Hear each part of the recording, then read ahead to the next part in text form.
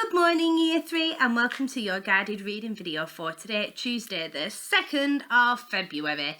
So yesterday, if you remember, when we read a little bit more of the book, we got to the part where Beans and her friends were dusting to see what the words said in the wax print, if you remember.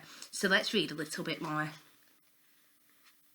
Chill out, Anne, Louisa raised her eyebrows. It probably says something like, your dinner is at the fish and chip shop. That's what I'm thinking, Beans said. But the uneasy, queasy churning in her stomach was back.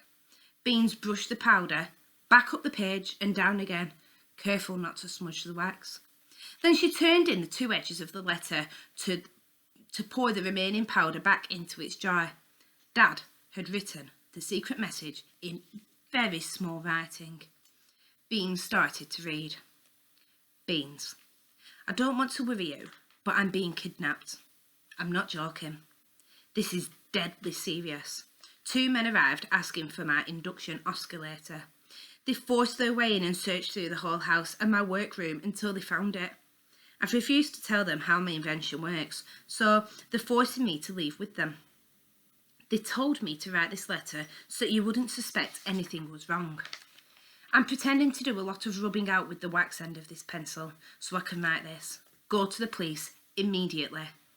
Tell them what happened on Wednesday night. I need your help. Go straight to the police and be very, very careful. I love you, Dad. No one said a word when Beans finished reading. Beans stared down at the letter, reading it twice and a third time. It's a joke, right? Louisa said. Beans looked at her friends. She shook her head. Dad wouldn't play a joke like that. But it can't be real, Anne said. What they were all thinking. I mean, who would want to kidnap your dad? No one goes around kidnapping people like that. And your dad's not rich. They didn't do it for the money.